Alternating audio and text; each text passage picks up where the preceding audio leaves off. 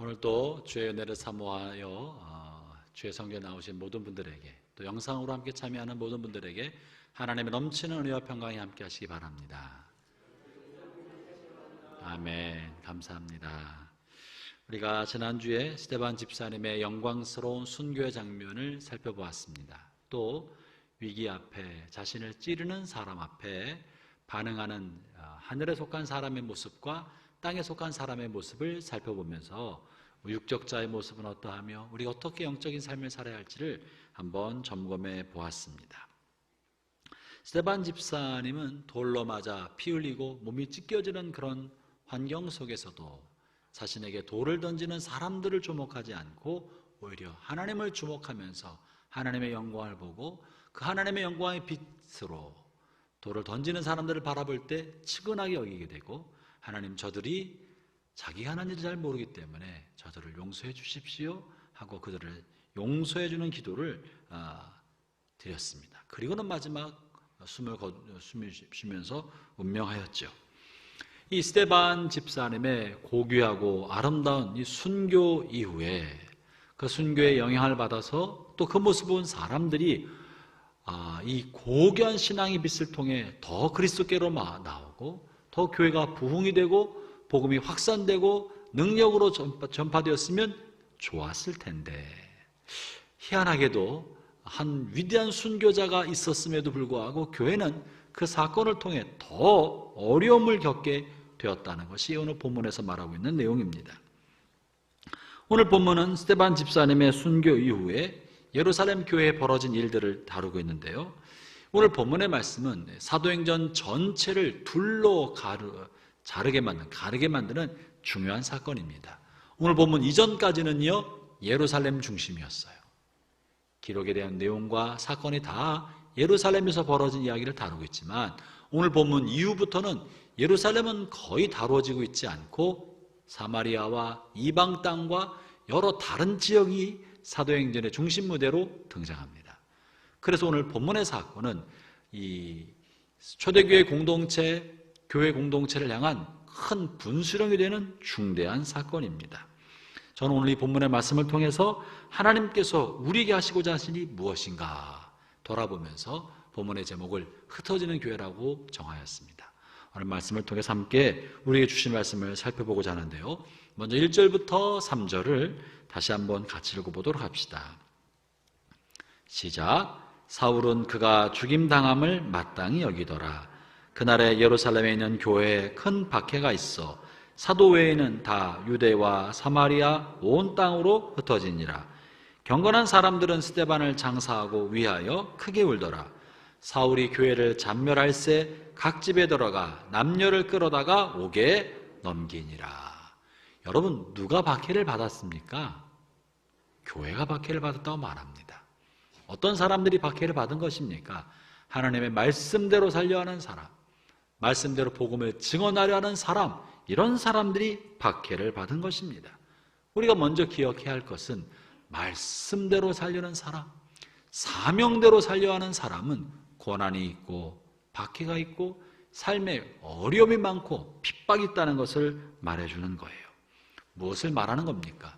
마귀는 하나님의 뜻대로 살아가는 사람, 사명을 대로 살아가는 사람을 싫어하고 그 길에 장애물을 놓고 그를 핍박하여 사명이 이루어지지 아니하도록, 또 그 사람이 어떻게든지 하나님을 떠나도록 하려는 것이 마귀의 계략입니다. 그래서 핍박으로, 유혹으로, 고난으로, 삶의 수많은 아픔으로 그 사람에게 다가가게 만들어서 결국 그 사람이 사명대로 못 살게, 하나님을 떠나게 하려는 것이 하나님의 그 마귀의 계략이고 속성인 것입니다. 그렇기 때문에 사랑하는 형제자매 여러분, 혹 여러분이 하나님의 말씀대로 살려 하다가 고난을 만나거들랑, 뜻하지 않은 어려움에 봉착하게 되거들랑 너무 두려워하지 말고 당황하지 말고 놀라지 않기를 바랍니다. 이런 거는 다 있는 거구나, 당연한 거구나. 마귀가 무엇을 하려고 나를 이렇게 힘들게 하나, 마귀의 계략을 오히려 간파하는 놀라운 영적 통찰력을 갖게 되기를 바라는 것입니다. 제자들은 이제 이 고난과 박해가 오자 자신들의 교회가 있는, 교회가 속한 땅 예루살렘을 떠나기 시작합니다. 1절 하반절에 보면 그날에 예루살렘에 있는 교회에 큰 박해가 있어 사도 외에는 다 유대와 사마리아 온 땅으로 흩어지니라. 사실 본문 1절의 말씀은요, 본문의 말씀이 있는 우리를 조금은 당황스럽게 만듭니다. 아니, 박해가 났다고 교회를 다 떠난단 말이야? 사도들만 남겨놓고 목사만 남겨두고 성도들의 교회를 다 떠난 거예요. 이거 어떻게 이해하고 받아들여야 할까? 초대교회 성도들이 신앙이 겨우 이거밖에 안 된단 말인가 실망스럽기도 합니다. 만약에 당시에 예루살렘에 말고 사마리아나 곳곳에 교회가 있었다면 좀 이해가 돼요. 예루살렘 교회가 어려우니까 다른 지역에 흩어져서 신앙생활을 하기 위해서. 그러나 당시 전 지구를 통틀어서 교회는 어디밖에 없었어요? 예루살렘밖에 없었어요. 교회는 딱 하나밖에 없었어요. 아무 데도 없었어요. 그런데 예루살렘을 떠나면 교회를 떠나는 것 아닙니까? 어떻게 신앙생활 하려고 예루살렘을 떠난단 말입니까? 그러나 성도들이 다 흩어졌다고 말하고 있는 것이 본문의 말씀입니다. 이것은 우리에게 무엇을 말씀하고자 이런 사건이 일어났으며 이 안에 감춘 뜻이 무엇일까? 오늘 저는 본문을 통해 이 안에 감추인 세 가지 다른 의지, 이 사건에 관여하고 있는 세 인격체의 세 의지를 한번 살펴보면서 하나님의 뜻을 찾아보려 합니다. 첫 번째, 이 관여하는 관여자는요, 이 사건을 주도하고 있는 이입니다. 누굽니까? 마귀입니다. 사탄 마귀인 것입니다. 마귀는 그리스도를 알지 못하는 이들과 질투심에 눈먼 사람들을 충동해서 자기의 뜻을 이루어가고 있습니다. 마귀의 의도는 분명합니다. 마귀는 교회를 멸절시키기 위해서 눈에 불을 켜고 달려든 것입니다. 3절에 이렇게 말하고 있지 않습니까? 사울이 교회를 잔멸할세 각지에 들어가 남녀를 끌어다가 옥에 넘기니라. 마귀의 의도는 분명한 거예요. 교회를 무너뜨리게 하려는 거예요. 이 땅에서 멸절시키고 사라지게 하려는 것입니다. 스데반을 죽인 다음에 자신감이 넘쳤어요. 사람들을 조금만 충동하면 더 많은 사람을 죽음에 몰아갈 수 있겠고 그 죽음의 위협을 통하여 교회를 분쇄시킬 수 있겠구나. 마귀가 자신감이 생겼습니다. 그래서 그리스도인들을 좌표 찍어놓고 그 집집마다 찾아다니게 만들고 색출하는 일을 하였던 것입니다. 집집마다 뒤지며 등기를 했는지 여부를 살펴보았을 것입니다. 예수 믿는 흔적이 있기만 하면 잡아들였을 것입니다. 아마 예루살렘 성전 집회소는 행정명령으로 폐쇄되었을지도 모릅니다. 두세 사람 이상이 모이는 어떤 모임도 금지시켰을 것입니다. 그야말로 예수 믿는 사람들의 씨가 마를 지경이었습니다. 여러분, 수천 명이나 되었던 예루살렘 교인들은요, 더 이상 모일 수가 없었습니다. 아마도 30명 이상 어디서 모였다 하는 소문만 나면 동네 사람들이 서로 신고해서 막 초토화되고 다 잡아들였을지도 모릅니다. 그리고 실제로 그 중에 많은 사람들이 감옥에 잡혀갔습니다. 그것이 오늘 본문에 있는 말씀인 것이에요. 그래서 성도들은 더 이상 버틸 수가 없었어요. 예루살렘에 머물러 있어 봐야 더 이상 버틸 수가 없고 자신과 자신의 가족의 생명이 위험하구나 하는 생각을 할 수밖에 없었습니다. 그러면서 어쩌면 이제 기독교는 끝났다, 교회는 끝났다, 이것으로 끝장났다라고 생각했을 거예요. 마귀도 아마 그렇게 생각했을지도 모릅니다. 그런데 여러분, 하나님의 생각은 사람의 생각과 달랐습니다. 하나님 인간이 생각하기에 끝장났다, 끝났다, 틀렸다라고 생각하는 그때로부터 하나님의 놀라운 새로운 역사는 시작됩니다. 하나님은 하나님의 백성을 공격하는 악인의 악을 통해서도 하나님의 선을 이루실 수 있는 분이신 것입니다. 하나님의 계획이 무엇일까요? 오늘 본문에 관여하고 있는, 이 사건에 관여하고 있는 두 번째 관여자는 성도들입니다. 여러분, 성도들은요, 핍박받게 되었을 때에 굉장히 두렵고 당황했을 것입니다. 그런데 사실은 이 성도들은, 그리고 사도들은 주께서 하셨던 말씀을 면밀히 살펴볼 필요가 있었습니다. 예수님께서 승천하시기 전에 제자들에게 이렇게 말씀하셨어요. 너희는 예루살렘을 떠나지 마라. 몇 날이 못 되어 성령을 받을 텐데 성령을 받기까지 떠나지 마라. 그리고 예수님이 승천한 이후에는 천사가 승천하신 예수님을 쳐다보고 있는 제자들에게 나타나셔서 너희들이 하늘로 올리어가심을 본 그대로 예수님이 다시 오실 것이다. 이렇게 말씀했기 때문에 이런 것을 생각할 때 우리가 예루살렘에 머물러 있어야겠구나. 예수님이 곧 다시 오시는구나. 예수님이 곧 다시 오실 때 떠나신 이 자리로 다시 오시겠구나. 우리가 이곳을 지키고 예수님 오실 것을 준비해야 되겠다. 예루살렘은 다윗의 왕조가 다시 세워질 도성, 수도이기 때문에 이것을 지켜야 주님의 나라가 예루살렘으로부터 시작되구나라고 생각했을 것입니다. 그래서 제자들은요, 꼼짝하지 않고 지키고 있었어요. 박해가 일어나자 여러 사람들이 찾아와서 물었을 거예요. 어떻게 하면 좋겠습니까? 어떻게 하면 좋겠습니까? 근데 사도들이 그 사람들의 안위를 위해서 다 떠나가라고 그렇게 한 거 아닙니까? 그러면서도 자신들은 죽기를 각오하고 주의 말씀을 따라 나는 예루살렘을 지키겠다. 그렇기 때문에 사도들은 남기로 결정하고 나머지 사람들은 각자 자기가 편한 대로 하도록 풀어준 것입니다. 여러분, 사도들이 생각할 때 사도들은요, 예수님의 말씀을 자신들이 순종한다고 생각했습니다.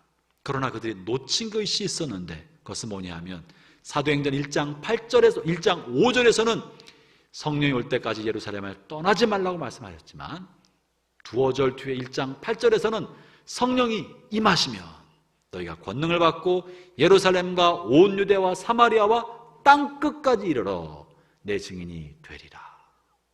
주님의 비전은 땅끝에 가 있었는데 제자들은 생각할 때 예루살렘에 머물러 있으라는 그쪽에만 집착하고 있어서 예루살렘을 고수했던 것입니다.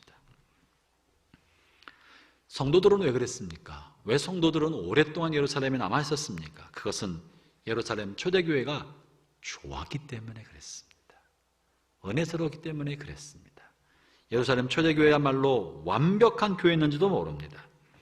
그 안에서는 매일같이 성령의 놀라운 역사가 일어났습니다. 병든 자가 고침받고 베드로와 요한 같은 탁월한 설교자의 주옥 같은 설교 말씀이 그들의 마음을 감동해 주었고, 또 서로의 재산을 자기 것으로 여기지 않고 가난한 사람들에게 다 나누어 주어서 서로 재산을 같이 했으니 가족도 이런 가족이 어디 있습니까? 이런 형제가 어디 있습니까? 끈끈한 사랑의 교제를 가지고 있었던 것입니다. 그렇기 때문에 그들은 이런 사랑의 공동체, 말씀 공동체, 성령 공동체를 결코 떠날 수 없었어요. 여기가 좋사오니 떠날 수 없다고 생각했을 것입니다. 그랬다가 박해가 너무 심하자 사도들이 아마도 그들의 생명을 보존시키기 위해서 흩어지도록 하지 않았나 이렇게 생각이 됩니다. 그들은 하나님의 말씀에 순종한다고 생각했지만 하나님의 말씀을 온전히 이해하고 있지 못하였기 때문에 반쪽만 순종하는 셈이 되고 말았던 것입니다. 세 번째 관여자는 하나님이십니다. 하나님이 이 사건의 표면에 등장하지 않습니다. 그러나 이 사건의 결과를 통하여 무언가 하나님이 이 사건 안에 개입하고 계신다는 것을 우리는 발견할 수 있습니다. 이 사건에 개입하고 있는 하나님의 뜻은 무엇입니까? 하나님의 개입을 어떻게 할 수 있습니까? 8절까지 보면 사마리아 땅으로 흩어진 사람들 사이에서 놀라운 성령의 역사가 나타났다는 것을 발견할 수 있습니다. 다시 말하면 성령님께서도 흩어진 제자들과 함께 흩어지셔서 그곳에서 놀라운 사역을 하고 계셨다는 거예요. 즉 이 사건 속에는 하나님의 개입과 간섭이 있다는 것이죠. 그것이 뭡니까? 그것은 바로 주님은 하나님의 백성 공동체가 예루살렘에만 머물러 있기를 원치 않으셨던 거예요. 이것으로부터 흩어져 유대와 사마리아까지 나가고 땅끝까지 가서 흩어지기를 원하셨던 것입니다. 여러분, 구르는 돌에는 이끼가 끼지 않지만 고인물은 썩게 되어 있습니다. 여기가 좋사오니 하고 안주하고 머물러 있는 것은 우리 주님께서 기뻐하는 것이 아닙니다. 잘 갖춰진 항구에 배가 정박해 있다면 그 배는 안전합니다. 그러나 우리가 배를 만들어 놓는 것은요, 안전한 항구에 묶어 놓으려고 했던 것이 아니에요. 파도가 거칠게 일어난다 할지라도 거친 파도를 뚫고 원하는 목적지에 보내기 위하여 배를 만들어 놓은 것이지 안전지대에 묶어 놓으려고 배를 만든 것이 아닌 거예요. 주께서 주의 백성들을 불러 모으셔서 구원의 자녀로 만들어 주시고 말씀으로 양육하시고 성령으로 훈련시키신 까닭은 여기가 좋사오니 하고 이곳에서 장막을 치고 머무르게 하고자 함이 아니라 부르심과 사명을 따라 땅끝까지 흩어지게 하기 위하여 하나님이 흩어져서 사명을 감당하게 하기 위하여 그들을 불러 모으시고 훈련시키셨던 것입니다. 그런데 사도들과 하나님 백성 공동체가 그것을 깨닫지 못하니까, 알아차리지 못하니까 하나님께서는 악인의 악을 통하여 하나님 백성들을 채찍질하시고 흩어 보내셨던 것입니다. 그러므로 사랑하는 성도 여러분, 우리가 우리 인생을 살아가는 동안에 깨달아야 할 중요한 사실이 하나 있는데, 그건 뭐냐 하면 내가 하나님의 뜻대로 하고 있다고 생각하고 말씀대로 하고 있다고 생각해도 그 일이 좌절되거나 좌초되었을 때 하나님이 혹시 다른 경륜이 나와 나에게 간섭하고 있는 것은 아닌가, 내가 생각과 다른 하나님의 뜻이 무엇이 있는 것은 아닌가라고 자신을 돌아볼 줄 알아야 합니다.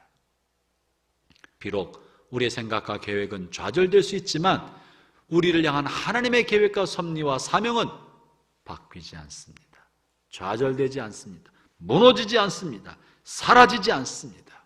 다만 내가 선택했던 방법이 달라질 뿐인 것입니다. 형제자매 여러분, 우리의 삶을 이끌어 가신 분이 하나님이심을 믿읍시다. 아멘입니까? 하나님을 이끌어가고 계신 거예요. 내가 생각했던 방향이 이 방향이라고 생각하고 열심히 달려갔지만 하나님 방향을 옮기시는 것 같으면 하나님의 뜻이 무엇인가 귀를 기울일 줄 알아야 하는 것이에요. 하나님의 생각과 하나님의 뜻은 사도들이나 성도들이나 심지어 사도들과의 생각과도 달랐던 것입니다. 주님은 이 생명의 복음이 온 땅에 흩어져 전해지기를 원하셨습니다. 주님은 교회가 안일하고 안정된 성장에 머물러 있기보다는 고난 속에서, 도전과 모험 속에서 복음이 전파되기를 원하셨습니다. 그래서 주님은 사탄, 마귀의 악을 사용하여 하나님의 백성들을 재촉하시고 흩으셨던 것입니다. 이 일이 하나님으로부터 왔다는 사실을 우리는 이 1장 8절과 후반부터 벌어지는 사도행전 나머지 전체를 통하여 이것이 하나님의 경륜이라는 사실을 깨달을 수 있게 됩니다. 사랑하는 형제자매 여러분, 사도행전적 교회는 모이는 교회가 아닙니다. 사도행전에 나타나는 교회의 모습은 모여서 탄탄한 공동체를 만드는 것이 아니라 사실은 흩어지는 교회의 것이다. 모이는 교회의 모습은 사도행전 2장부터 4장까지 사이에서만 등장합니다. 그리고 나머지 8장부터 나머지 끝까지는 교회는 잠시 구원의 사역을 하고 공동체를 만들었다가 흩어지고 또 떠나고 다른 곳으로 가고 계속 이주하면서 복음이 온 땅에 확산되도록 흩어지는 역할을 감당했던 것입니다. 어떤 사람들이 흩어질 때는 특별한 훈련과 파송 절차를 밟아서 흩어지게 했던 것이 아니라 하나님은 어떠한 파송 훈련도 없이 파송 절차도 없이 선발도 없이 사람을 흩을 때가 많으셨습니다. 여러분, 사도행전에 나타나는 제일 첫 번째 선택받아 파송된 선교사는요, 안디옥 교회에서 이루어졌습니다. 안디옥 교회에서 바울과 바나바를 선택하여 안수하고 선교사로 파송했습니다. 그러나 교회 공동체는 그렇겠지만 하나님께서 가장 첫 번째로 보낸 선교사 파송자는 누구입니까? 오늘 본문의 사건인 거예요.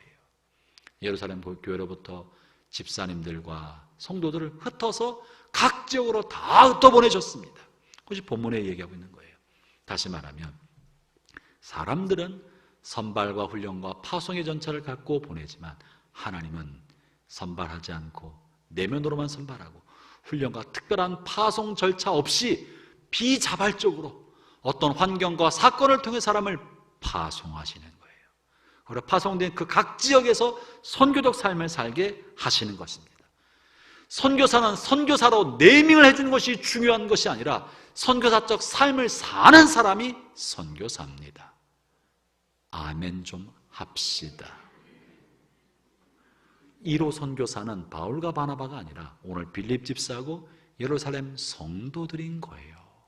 자기 안전한 교회를 떠나 각 지역으로 흩어져서 복음을 전하고 있으니 이름도 없고 빛도 없이 그저 이 떠난 사람들은요, 이사간 사람들이에요. 어쩌면 이민 간 사람들이에요. 어쩌면 생명을 지키기 위해서 그저 살아남으려고 흩어진 사람들이에요. 그러나 흩어진 사람들이 뭘 했습니까? 뭘 했다고 말합니까? 4절 읽어보겠습니다. 시작. 그 흩어진 사람들이 두루 다니며 뭘 했다고요? 복음의 말씀을 전했어요. 복음의 말씀을 흩어져 떠난 이 사람들을 우리는 뭐라고 부를 수 있어요? 선교사예요. 사역자인 것입니다. 파송받지 않았고 절차를 밟지 않았으나 이것이 하나님의 선교입니다. 선교는 사람들이 하는 것이 아니라 하나님께서 하시는 선교를 보는 것입니다. 저는 우리 교회가 선교하는 교회, 선교사를 보내고 후원하는 것, 선교하는 교회를 넘어서서 우리의 모든 삶 자체가 선교적인 삶을 살아가는 선교적인 교회 되기를 바랍니다. 삶의 모든 자리가 선교가 되는 거예요. 우리가 일터로 파송받지 않았어도, 직장으로 파송받지 않았어도, 내가 꾸린 작은 가게로 파송받지 않았어도 내가 흩어져 살고 있는 삶의 모든 그 자리가 주님이 나를 흩어져 보낸, 파송해 보낸 사명지요, 선교지요, 사역지인 줄 알고 복음을 전파하고 복음의 삶을 살아가는 것, 여러분 이것이 선교사적 삶이고 선교적인 삶인 것입니다. 그렇게 하고자 하는 교회가 선교적인 교회인 것입니다. 사도행전의 교회는 주님으로부터 선교가 시작됐고 선교적인 교회였던 것이죠. 그러므로 형제자매 여러분, 여러분의 삶에 닥치는 이러저런 일로 말미암아 흩어질 때 두려워하지 않기 바랍니다. 불안해하지 않기 바랍니다. 사람이 볼 때는 이런 일이 벌어지나 싶지만 주님께서는 모든 환경과 여건을 통해서 우리를 향한 흩어져 복음을 전하고 만방 열방에서 복음의 통로로 우리를 쓰시고자 하는 하나님의 경륜이 우리 가운데 있기 때문에 그렇습니다. 본문에 나와 있는 빌립 집사님을 한번 좀 더 자세히 살펴볼까요? 빌립 집사님은 어떤 분입니까? 스데반과 더불어 초대교회 7 안수 집사님 중에 한 분입니다. 자기와 함께 안수받았던 바로 내 친구, 절친이었던 스데반이 불과 며칠 전에 돌로 맞아서 억울하게 죽는 모습을 보았고, 아마도 스데반 집사님의 죽음 앞에서 장례를 치르고 운구위원으로 아마 빌립 집사님이 계시지 않으셨겠습니까? 많은 생각이 교차했을 거예요. 그리고 나자 얼마 지나지 않아서 스데반을 죽였던 사람들이 더 혈기가 왕성해서 더 많은 사람을 잡아 죽이려고 날뛰고 있을 때 빌립 집사님 마음은 어떠했겠습니까? 내 친구가 죽은 자리에 의리를 지켜야지. 의리가 있지 나는 도망가지 않는다. 다른 사람은 다 도망가도 나는 내 친구가 피 흘린 이 자리를 끝까지 지키리라. 스데반, 내가 너 따라갈게. 이랬을지도 몰라요. 의리의 사나이가 그럴 수 있는 거 아니에요. 놀랍게도 본문에는 스데반 집사님의 놀라운 균형 감각의 모습을 보여줍니다. 그것은 뭐냐면 스데반 집사님이 교회의 7 안수 집사요, 이제 한번 떠나시고 난 6명의 안수 집사로 기둥 같은 분임에도 불구하고 흩어졌습니다. 아마 빌립 집사님이 흩어질 때 사도들과 상의했을 거예요. 사도님, 베드로 사도님, 요한 사도님, 어떻게 하면 좋겠습니까? 성도들이 다 흩어지고 있는데 어떻게 하면 좋겠습니까? 아마 집사님이니까 사역자랑 상의했겠죠.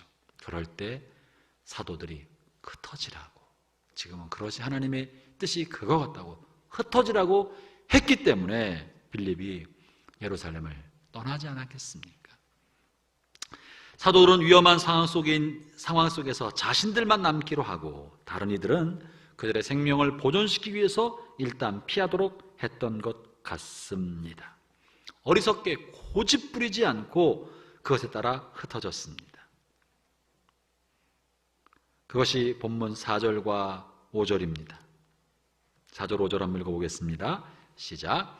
그 흩어진 사람들이 두루 다니며 복음의 말씀을 전할새 빌립이 사마리아 성에 내려가 그리스도를 백성에게 전파하니, 그 다음에요 빌립은 이곳을 떠나서 자기 고향 땅까지 갑니다. 예루살렘으로 돌아가지 않습니다. 흩어진 삶을 계속 살았던 것입니다. 여러분이 사마리아는 어느 곳입니까? 이방인들이 있었던 곳입니다. 유대인들은 접촉하는 것을 대단히 꺼렸던 이방인들입니다. 그런데 빌립은 그곳에 내려갔고 그곳에 복음의 말씀을 전했습니다. 놀라운 사실은 빌립 집사람이 이 복음의 말씀을 전할 때 그곳에는 엄청난 성령의 역사, 치유와 기적이 일어납니다. 그리고 그들이 예수님을 받아들이고 믿기 시작했습니다. 그리고 사마리아 성에 큰 기쁨이 깃들었다고 성경은 표현하고 있습니다. 여러분, 하나님 원하셨던 것은 바로 이것입니다. 내가 의리를 따라 내 친구가 죽은 저 자리에 끝까지 지키겠다라고 의리를 따라 그 가운데 머물러 있는 것이 아니라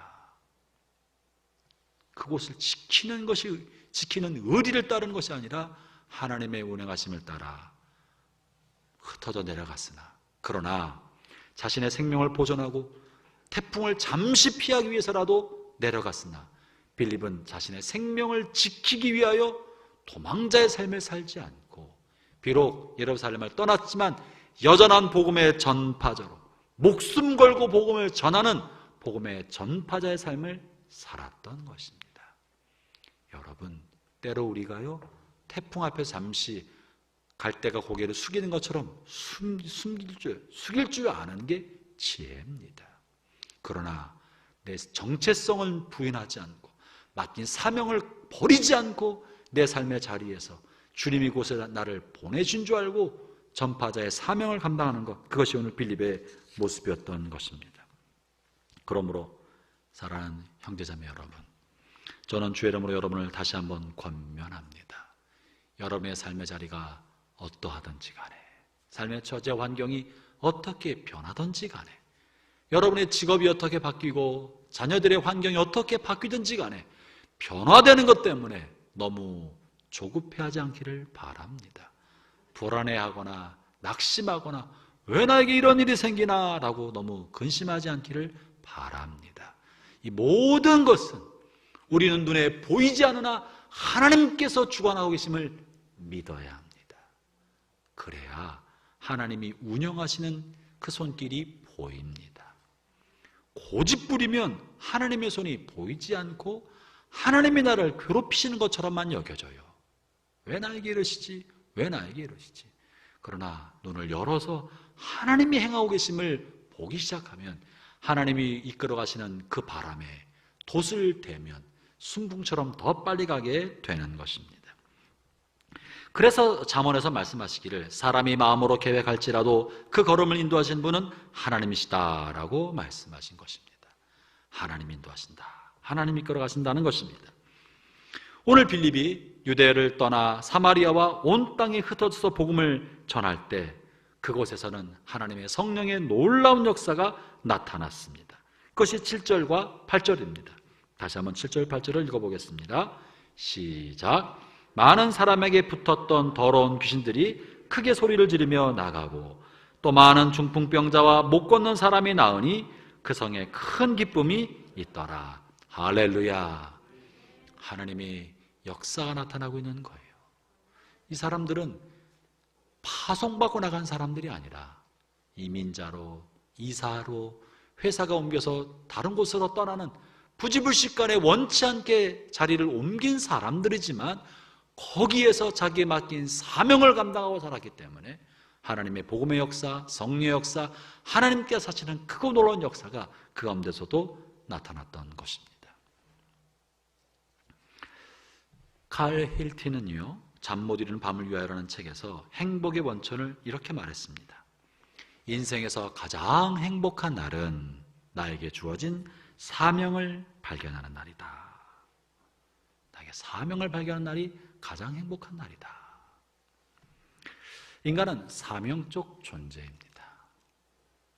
아리스토텔레스는 인간은 행복을 추구하는 존재라고 하였지만 인간의 행복은 마음에 원하는 것을 얻을 때만 얻어지는 것은 아닙니다.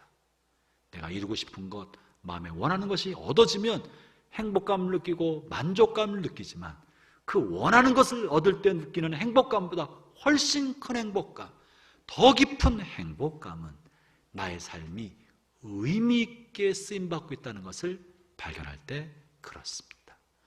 와, 내가 의미 있는 삶을 살고 있구나.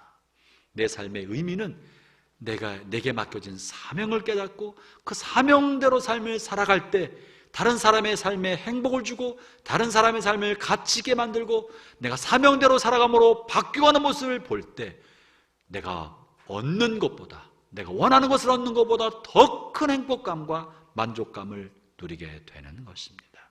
그렇기 때문에 여러분, 사명을 따라 살아가는 삶은요, 고달프거나 괴롭거나 고통스러운 광야의 길만은 결코 아닙니다. 사명을 따라 살아가는 사람은 그 어떤 사람보다 행복한 사람입니다. 아멘 소리가 안 나오는 까닭은 사명보다는 쾌락과 원하는 것을 얻고 싶습니다, 그런 마음이 있는 건 아니죠. 정말은요, 사명을 성취하는 삶이 행복합니다. 목회자들이나 선교사들이 목회와 선교 삶이 고달프다면요, 그만해야 합니다. 힘든 광야길, 가시밭길을 걷고 있다고 생각하고 날마다 불평과 원망 속에 겨우겨우 그 길을 매일같이 결단하면서 헌신의 결단을 매일 하면서 가고 있다면 부디 멈추셔야 합니다. 왜냐하면 하나님 우리를 기쁘게 해주고 행복하게 하시고 우리의 삶을 의미 있게 하기 위하여 그 길을 걷게 하시는 것이지 일꾼이 없어서 우리에게 그것을 강요하는 분이 아닌 것입니다. 우리의 봉사와 섬김이 마찬가지입니다. 여러분, 봉사는 하나님의 영광에 참여하는 길입니다. 아멘이십니까? 봉사는 사람이 없어 그런 것이 아니고요. 물론 교회에 관한 봉사는 사람이 필요하긴 하지만 궁극적 봉사는 하나님을 향한 것입니다. 교회 공동체를 향한 것이 아니라 궁극적인 봉사는 하나님을 향한 것이에요. 교회를 향한 봉사도 그렇고 이 사회를 향한 봉사도 그렇고 우리의 삶에 다른 사람을 섬기는 모든 섬김의 궁극적 대상은 하나님인 것입니다. 그것은 우리를 더 가치 있게 의미 있게 하려는 하나님의 섭리인 것이지 일꾼이 없어 우리에게 맡긴 것이 아닌 거예요. 그렇기 때문에 내 봉사 섬김이 나를 너무 힘들게 한다면 멈추어도 괜찮습니다. 일을 쉬어도 좋습니다. 일을 쉬고 멈추는 게 타당하다는 것이 아니라 원망과 불평에 가득해서 하나니 그것은 하나님께 영광이 되지 않습니다.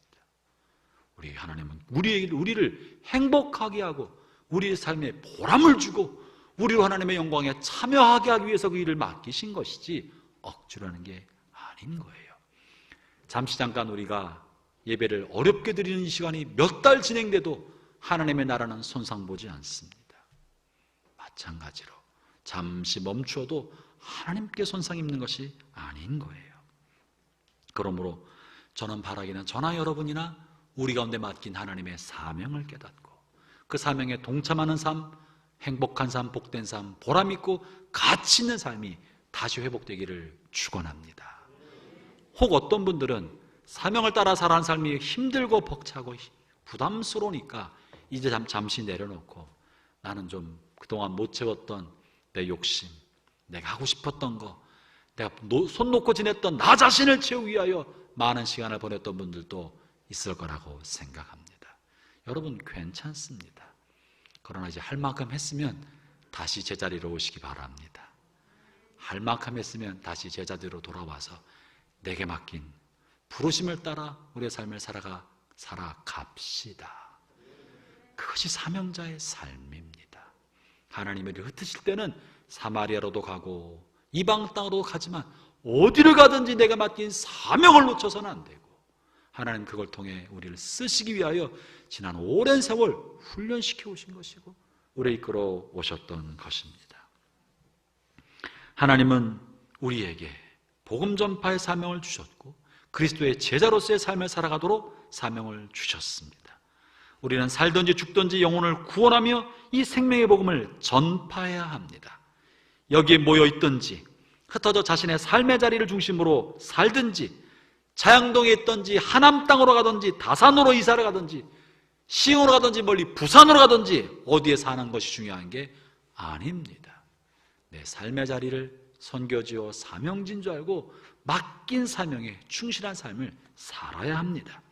소속교회도 중요하지 않습니다. 여러분 요한서울교회가 지구상에 제일 좋은 교회일 거라고 믿지만 그러나 우리가 제일 좋은 교회만 머무르는 것이 능사만은 아닙니다. 이렇게 말하면 오해하지 마세요. 또 교회 나가라고 하는 말이 아니에요. 오늘 오신 분, 예배드린 분 한 분도 안 나가시기 바랍니다. 그러나 떠나갈 때가 되면 떠나는 것이 잘못된 게 아니라는 거예요. 떠나는 게 잘못된 게 아닌 거예요. 우리 교회뿐 아니라 어디든지 거리가 너무 멀면 가까운 교회 가는 것이 좋지요. 2시간, 4시간 차 타고 오는 게 훌륭합니다만, 훌륭한 일이죠. 거기까지만 얘기하겠습니다.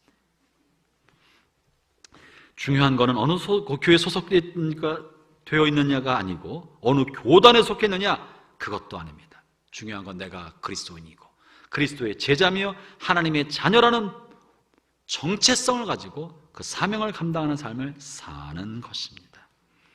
우리에게 맡긴 본질적 사명, 복음 전파자의 사명은 조금 더 변한 것이 없고 흔들린 것이 없습니다. 사도행전 1장 8절에서 명령하신 바 예루살렘과 유대와 사마리아와 땅끝까지 이르러 내 증인이 되어라. 마태복음 28장 18절부터 22절에서 말씀하신 것처럼 가서 모든 족속으로 제자로 삼아 아버지와 아들과 성령의 이름으로 세례를 주고 내가 너에게 가르쳐 분부한 모든 것을 가르쳐 지키게 하라는 이 말씀을 붙들고 내가 속한 삶의 자리에서 복음을 전하고 복음 말씀을 사람들에게 가르치고 그리스도의 사람이 되도록 촉진자가 되고 통로가 되는 삶을 사는 것, 그것이 우리 주님께서 우리가 맡긴 사명입니다. 이제 우리 교회는 다음 주가 되면 창립 25주년이 됩니다. 4반세기, 100년의 4분의 1이 지나는 해가 되는 거예요. 짧지 않은 시간입니다. 우리는 이 4반세기 25주년을 맞이하여서 우리에게 맡긴 비전을 새롭게 정립할 때가 되었습니다. 우리에게 맡긴 사명이 무엇인지 다시 한번 점검할 때가 된 것입니다. 우리를 향한 하나님의 뜻은 복음이고 복음을 전파하며 복음 전파자에 합당한 복음의 삶을 살아가는 사람 되는 것이 하나님의 뜻입니다. 그러나 그 방법을 어떻게 할지는 시대와 환경에 따라 달라질 수 있는 것이고 우리가 그것을 분별할 때 우리는 하나님의 뜻을 깨닫는 신실한 주의 제자들이 되고 종이 되는 것입니다. 이제 4번 세기를 맞이하면서 전 우리 교회가 다시 한번 사명의 엔진을 달고 순종과 은혜의 날개를 활짝 펴서 비상하고 도약하게 되기를 기도합니다.